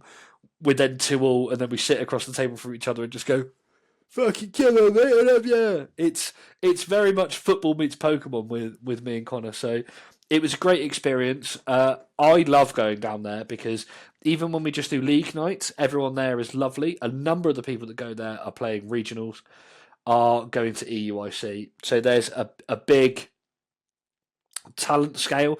There's a number of like first time players, mid rangers, and then the guys that are doing regionals looking to get championship points. And it's generally just a great vibe. And I will say 100%, if you are thinking about getting into Pokemon TCG, look up your local stores, see who is playing, see where you can go and play, and get involved. It's so worthwhile for me, and I've said it every podcast, and I'll say it every podcast until I get sick of the game, and eventually TCG Live, the app, does drive me to a mental breakdown, and it's not fucking far away. Is that I'm so grateful for Ed finally convincing me, because the more I play it and the more I become obsessed with it, it's given me not only a new lease of enjoyment when it comes to games, because I am very boring and I'll rotate the same 3 video games over and over. 900 hours in Scarlet, if you wondered. But not only has it given me a new lease on games, but it's given me a new lease on enjoyment in collection. Like picking up, I packed the other day the Klefki with Mischievous Lock, and immediately my brain was like, I can just be so horrible with some people if I put this in a deck. And then I started looking at building the Alakazam build, because I've got like half of the deck at home, which I know will upset Ed, so I'm not going to build it because it's still. It's fine. I'll build a Spathra, and that'll really piss him off. But it's something that I'm really enjoying, and it's really nice to be able to sit and kind of like go through it. And even though it was a week ago, it's still very vivid in my memory about how much fun it was to even lose. Even getting absolutely smashed in 4 rounds by a Porygon is still more enjoyable than playing 16 rounds of FIFA or just staring at my binder hating incomplete pages. So again, find out where you can play it, look up your local leagues, look up your challenges, see what's running, talk to your local game store, and get your friends involved. Start doing what I do and drag people over and play them across your dining room table, because it doesn't matter where you play, it just matters that you play. It is phenomenal. Now, I am going to hand it over to our very own top 45% regionals player and resident TCG champion of the podcast, mostly because I can't beat him and Connor won't give him a rematch. It is Edward the Bear Zarinsky. Hi. I recently competed in Birmingham Regionals, and what an experience it was. There were 3,000 players there. It was insane at the NEC in Birmingham. Massive event hall, just a few vendors, and then row after row after row of tables. When I got there was a massive queue, and I was like, oh god, I'm going to miss my first fixture. I'm going to, like, all of this is going to happen. The efficiency of getting you scanned in, you had to have your RK9 profile, so it had like a QR code. You had to present photo ID to prove who you were, and that was to get you in, get you a wristband, and get you able to access like the full venue. And then I got into another queue to get my goodie bag, and what a goodie bag it was. Inside, I got this beautiful Pokemon Regionals stamped Dawn that I am definitely going to grade just so it is preserved in plastic for all eternity, because you only get your first regionals once. And to get a card like that, I'm absolutely gassed with. And the thing that I cannot believe happened, as a Gengar lover, so fortuitous, but look at the state of this playmat that you get included with the regional stamp there. and then the little play Pokemon icon down there. I will never use this because I want to keep it pristine. This is unbelievable, and I can't believe I own it, and I got it from actually playing at a regional competition. All of your fixtures for the competition are also done via the Arcanine website, so you know exactly who you're up against, what their record is, what your record is at that tournament, and what table you're sat at. So it'd say like Edward Zabrinsky is playing Mush on table 1123, and you'd head over there, you'd say hello to the person that you were competing against, and then you'd get yourself all set up.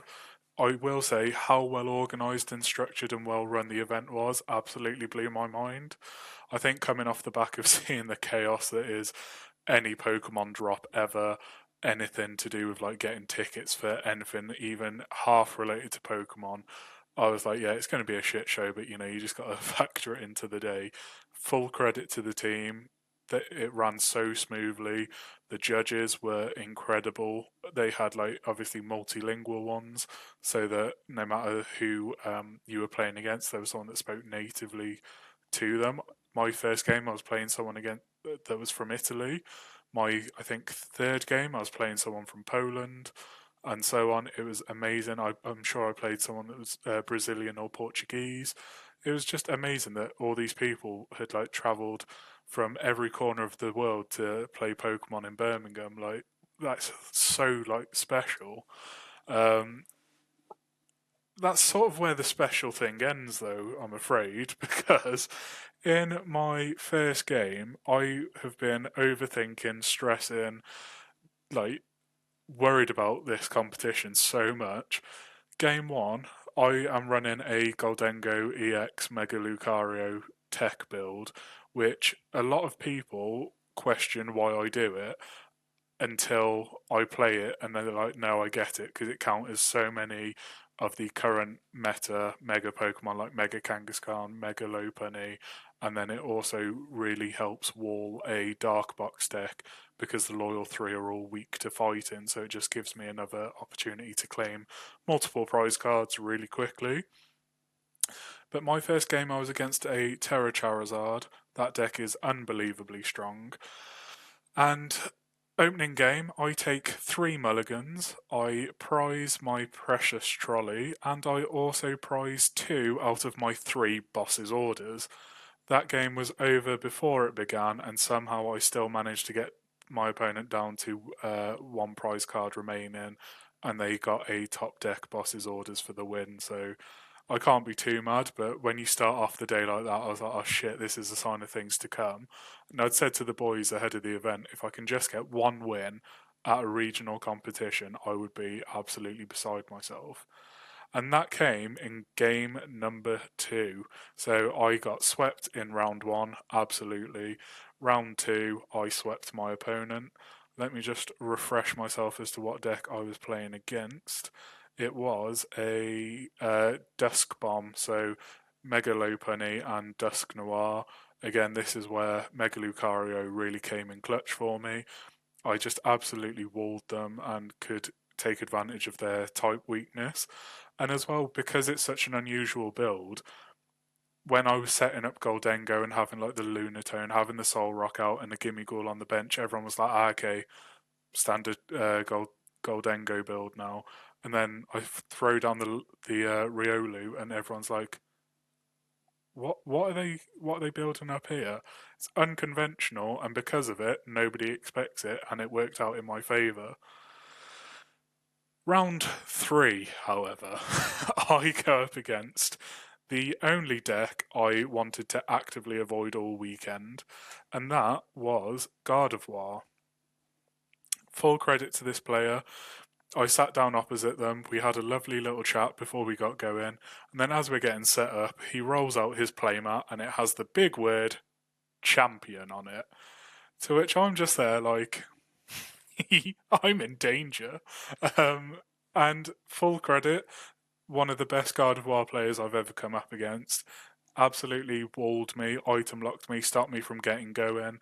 I did make a major misplay in that I was like, if I can get my Mega Lucario out, I can take out its Jellicent in one hit because of Premium Power Pro, and that will stop the item lock. Obviously, fighting type weak to Psychic, so as soon as I got it out, I essentially handed my opponent 3 prize cards, and the item lock just meant I had no retrieval to get my Goldengo up and running, so I got absolutely swept. And then out of the frying pan and into the fire, round 4 was against Dragapult. Now, this is one that was really, really competitive.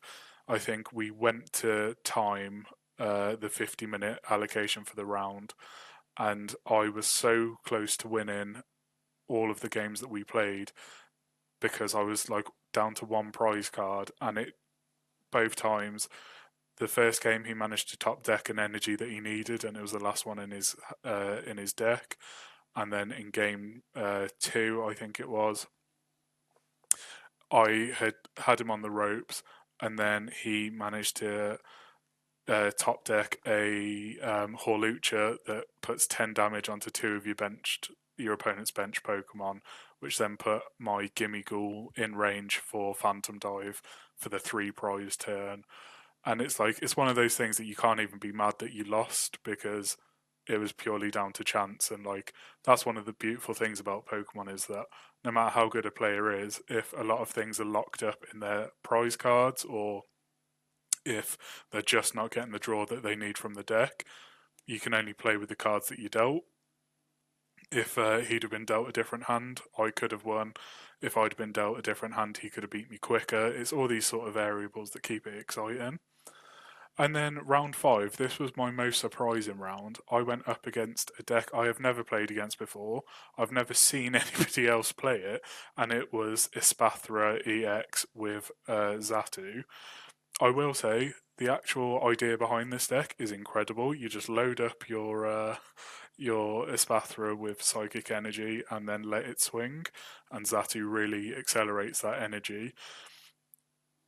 I had the opportunity to win this game multiple times, but I didn't know that Espathra's ability, when it's in the active, makes your Pokemon's attacks cost 1 extra energy. So I was there thinking ahead, like, yeah, okay, I've got my Steel Energy on my Goldengo in the active.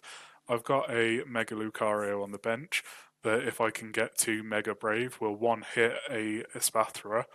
I'll just whack an energy on there and get ready for the next turn.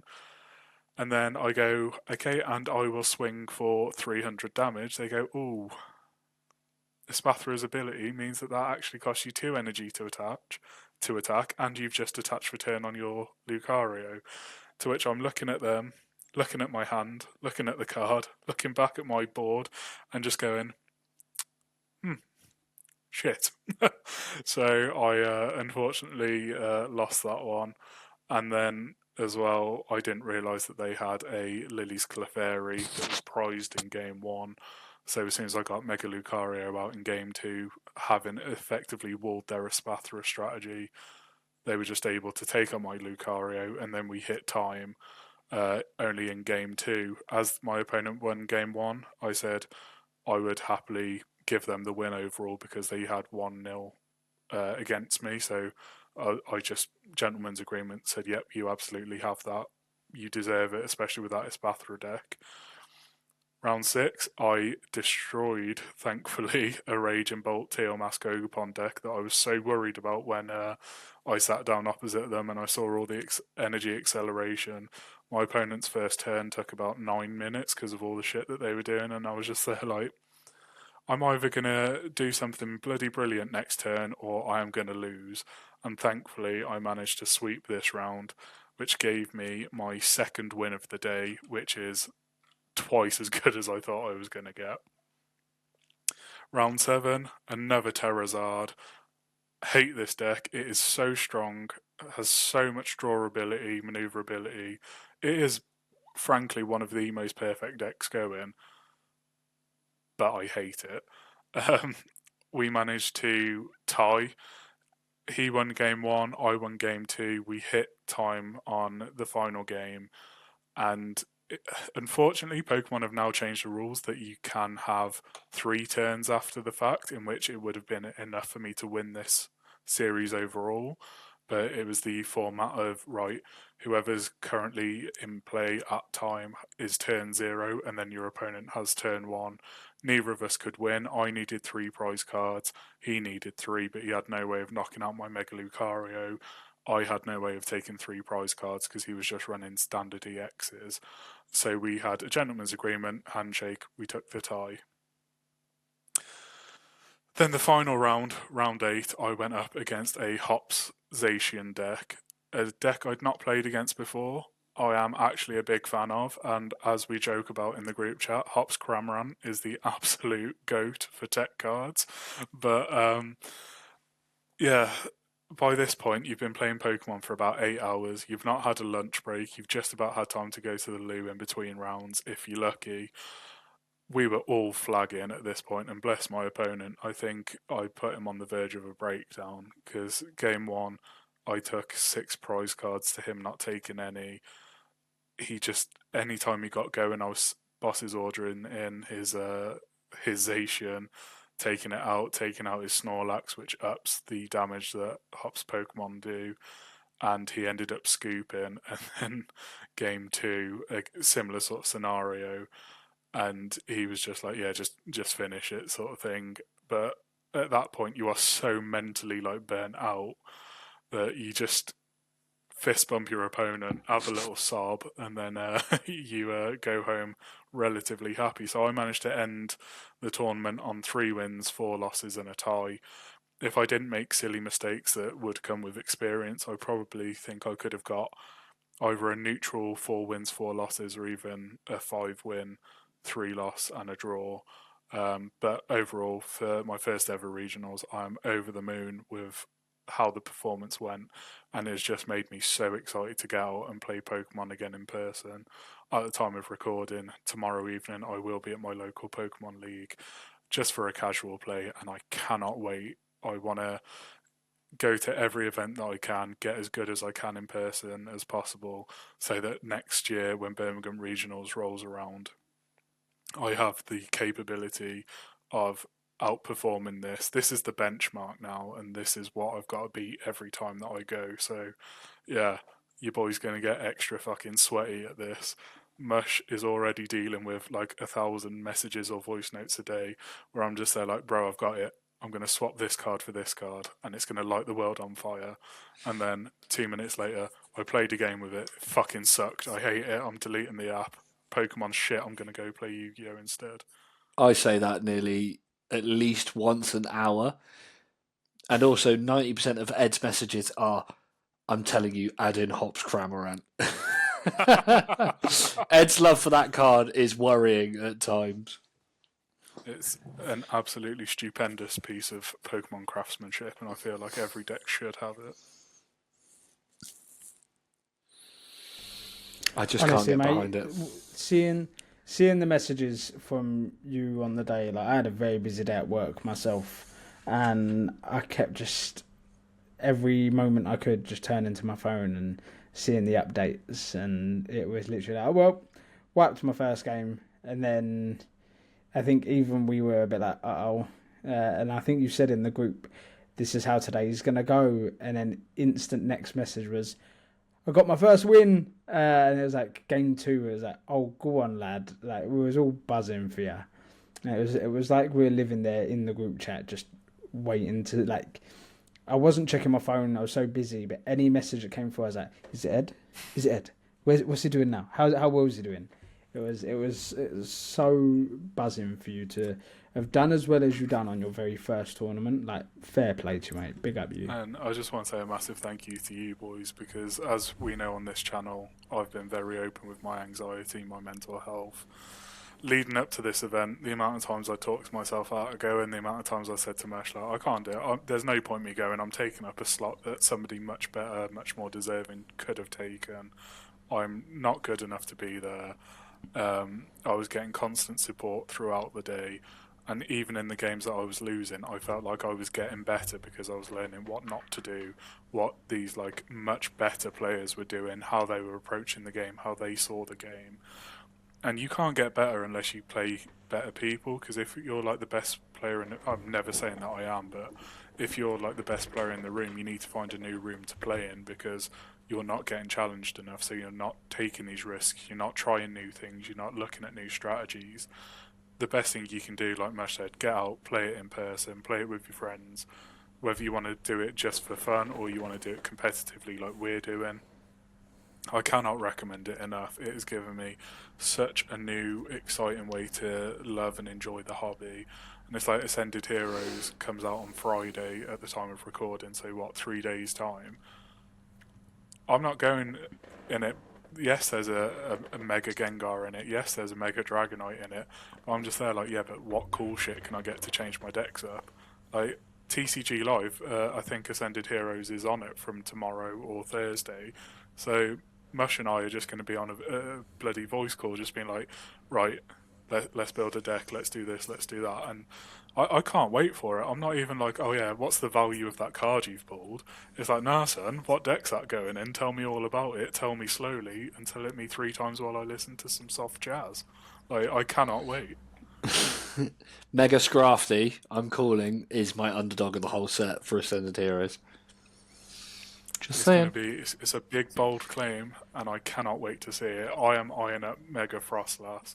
Oh, God. Mega Starmie and Mega Feraligatr, because I think that was one of the Japanese Start Deck 100 cards, so I think that's in our English release, so just let me out. And as someone that still barely understands this hobby, or this part of the hobby, and is learning, I will be that absolute twat that will annoy everyone. That I'll probably get 1 pack of Ascended Heroes, pull the Mewtwo SIR, and be like, "You want to sell this? Well, let's go in my deck because fuck you all." There's nothing better than having a pretty deck, especially having a pretty deck in hand.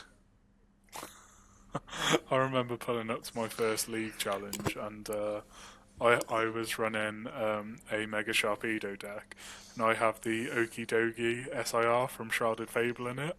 I mean, like, thankfully, as SIRs go, it's like £20-25. But when I whacked that down, my opponent was like... and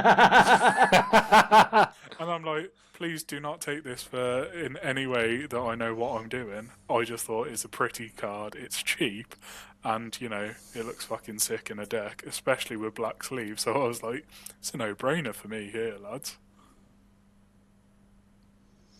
Yeah. I suppose realistically now that we've talked about wonderful experiences, but I suppose it's time for a little bit of shithousery, isn't it? As we play Little Card of Ours.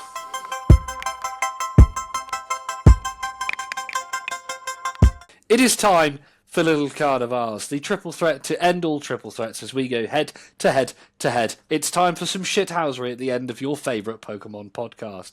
Last week, all 3 of us brought brand new cards as we started off 2026, as we mean to go on by basically being absolute bastards to each other, saying my one's bigger than yours. Now, last week, Last week, I tried to be nice. Tone and Ed tried to basically have a measuring contest, and I stood in the corner with a ruler. It was a very exciting time, and my ruler was this Japanese mid-era Cacturn EX. Look at the hollow on that. My ring light doing bits for me. Tone brought his... My ruler, which was one of them bendy wobbly rulers that you get at school. The golden Charizard. And of course... meter-long ruler used that has a hinge in it because you can fold it.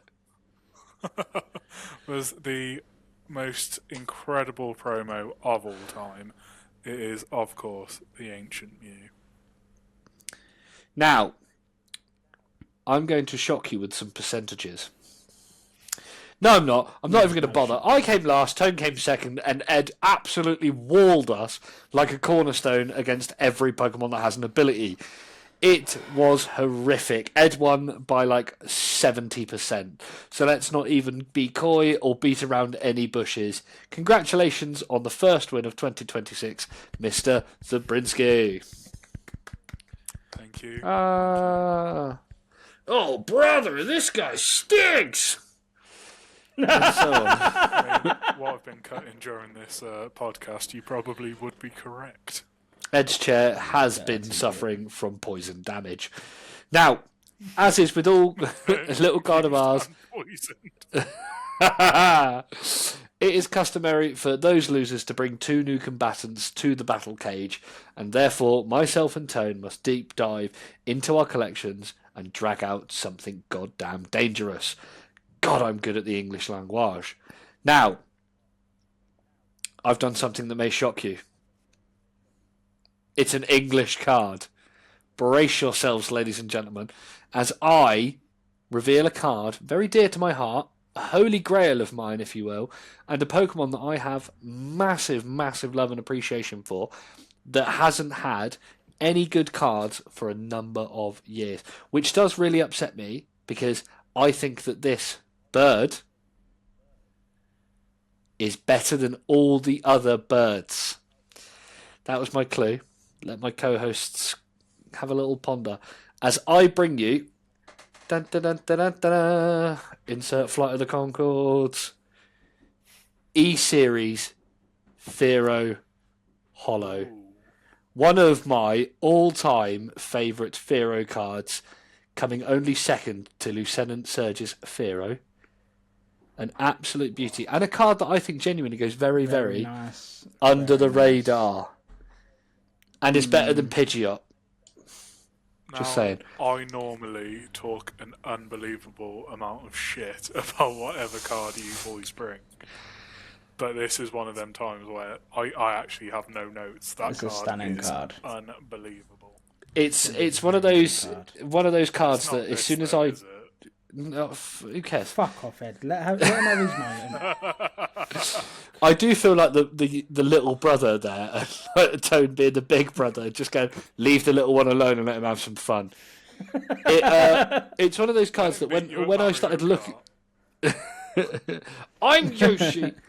I discovered it when I was trying to purchase and find a decent copy of Lieutenant Surge's Fero, and ever since then I've needed it. And I just really luckily I went to a shop in Southampton, and I was just flicking through a binder, and literally I opened the binder, first page, right at the bottom row, it was just there, and my friend Lucas just literally punched the binder so I didn't turn the page. He was like, pick it up.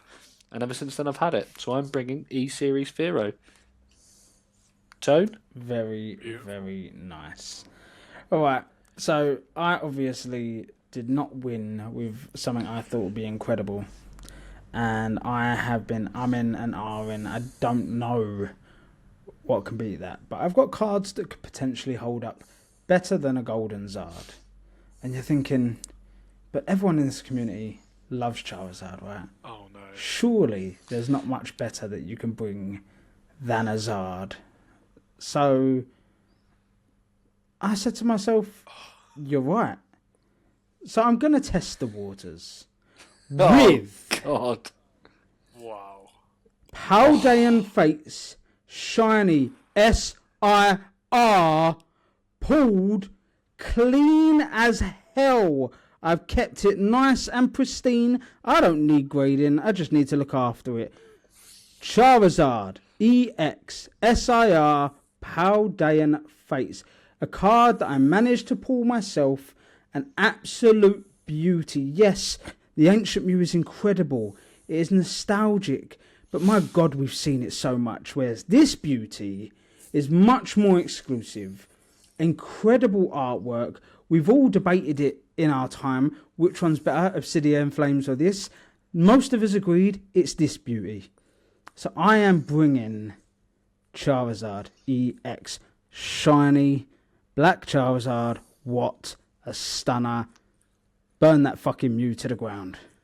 I will say that is hands down, in my opinion, the best modern Charizard SIR. I even put that above the Phantasmal Flames Mega Charizard. I love that card. To quote a scholar, I have no notes. But it's not an Ancient Mew. It's better. Incorrect. But none of them are an E-Series Fero. Now, of course, you may vote for whoever you think is winning this triple threat over on our Instagram that will be live as soon as this episode goes live on YouTube. Make sure you vote for your favourite and not for your favourite podcaster. Ed is not allowed to do any more bathroom photos. That's directly to you, Jodes. Anything Ed puts out there, Jodes is like, yeah, Ed! He could put a toilet seat. Ed! For toilet seat. My toilet seat is very resilient, though. Even on the one that we put today, she was like, Ed's glue stick. Like, fuck, Jodes, we love you as well. Give the love back. To be fair, can I just say, right, that when we saw Jodes at Wolverhampton, Ed walked past her once and it took her 3 hours to find the sun again because she's so small. So no wonder she's terrified and just gives Ed the win in case he eclipses her one more time by the fact that he's actually the same size as a small Toy Story. He's a big chap, big lad. Smith's is like a convenience store to Ed. That still goes missing in a crowd. Yeah. Might be big, but has mastered the art of camouflage. So yes, if you would like to vote for either myself, Tone, or Ed, you can do so by going to @PokéPals_podcast on Instagram and voting in our poll. Now, we've been head to head, and it's time for us to band back together, open the bifold doors, and slide our way in to the most illustrious Hall of Fame.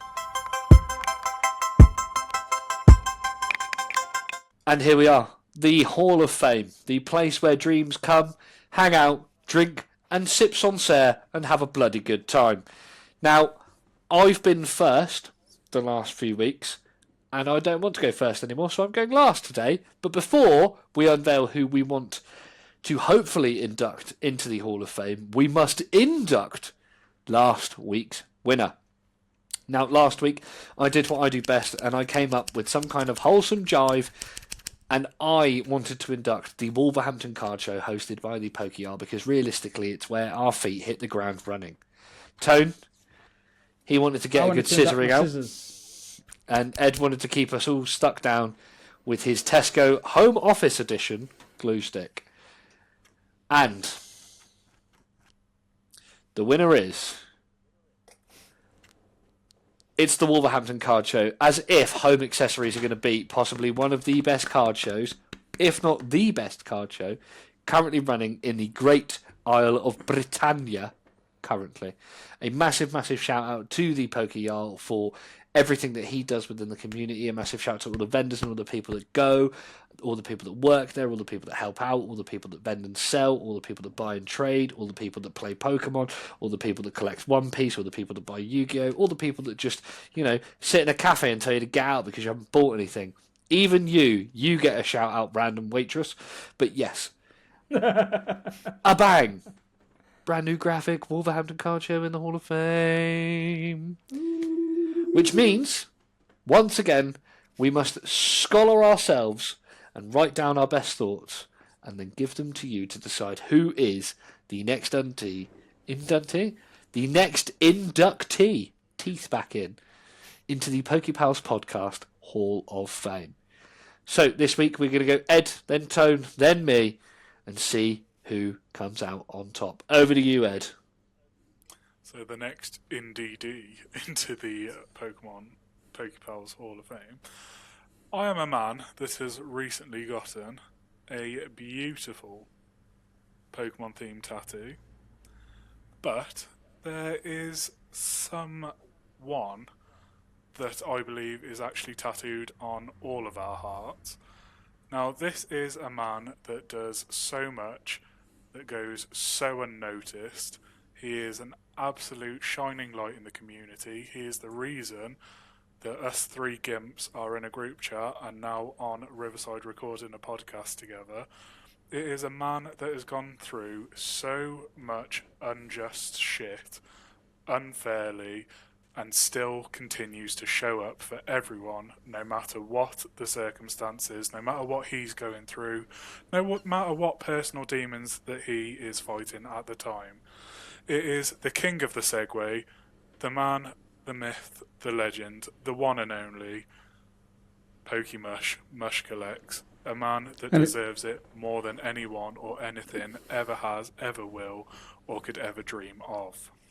And it's funny you say that, Ed, because my inductee into today's was this incredible member of the community that not only reached out and messaged people privately over a year ago just to chat about the hobby, to see how you're doing, to check in, to introduce himself.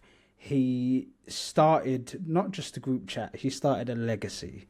He started the PokéPals. Every time we talk about the PokéPals, this was something that was born from him and his ideas and his discussions. And he took us on journeys. He led a Friday night,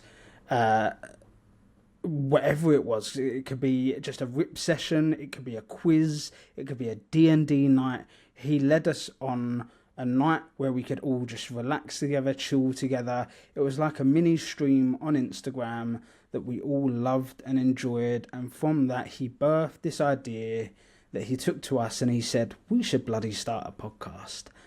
This man has gone through so much unjust shit. And no matter what he's gone through, he is so kind and considerate. For instance, we're filming a day later than we were going to because Ed had a really bad day and he has took it upon himself to move his whole schedule around to fix this podcast in record time just to make sure his friend is okay. He's the first to message you and make sure you're okay if you're having a bad day. He is so kind and caring. He is there for you whenever you need it, and even when you realize you don't. Even when you don't realize you need it, he has an incredible love and passion for this hobby. He has an incredible love and passion for his friends, and I wish all the best for this man because he wishes it for everyone else, and we wouldn't be here and there wouldn't be a Podcast of the Year award over his shoulder if it wasn't for how incredible he is and how just on it he is every moment of every day. And this man deserves more than we can give him. This Hall of Fame nomination is just a way for us to give the man the love he deserves, but we want so much more for this man. He's such an incredible person, and I've not said this name yet because obviously I'm talking about Mush Collects, PokéMush. I won't say his real name because I'll get a wallop, but I was ready. Absolute king to all of us, and we wouldn't be here today if it wasn't for him. So we are nominating honestly, PokéMush. Without Mush, there'd be no PokéPals, no PokéPals podcast, none of the opportunities that we've had. No group chat. I'd have never met some of the best friends that I've ever had. I have the absolute joy, privilege, honour, everything to say that he is one of my, if not my nearest and dearest friend. I am thrilled to call him my brother, and I cannot wait to be there when he marries his beautiful, beautiful fiancée. Absolutely. So, Mush, you absolutely deserve it, and this is the time that the community is now going to show up for you and give you the love that you deserve. And if they don't, they'll be in the next moan zone because you've still got something to bring.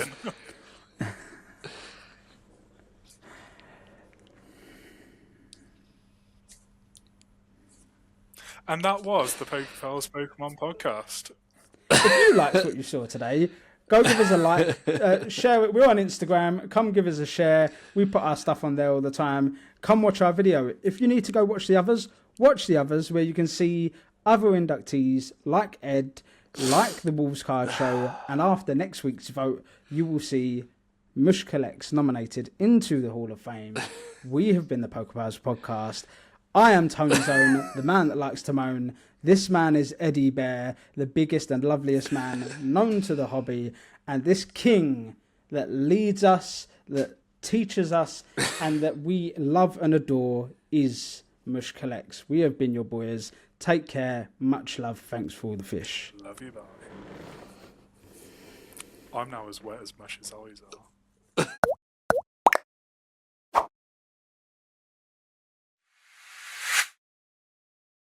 Oh, thanks, boys. That was very nice of you. Although I didn't actually get to nominate anything. Oh yeah. We didn't even let him nominate. Just Do you want to do it now? Let's just do it now and chuck it in at the end. So Mush, what was you going to nominate, by the way? Out of interest, whilst we're in the area. Just yeah. Um, Desperate looks for a pen. This top loader.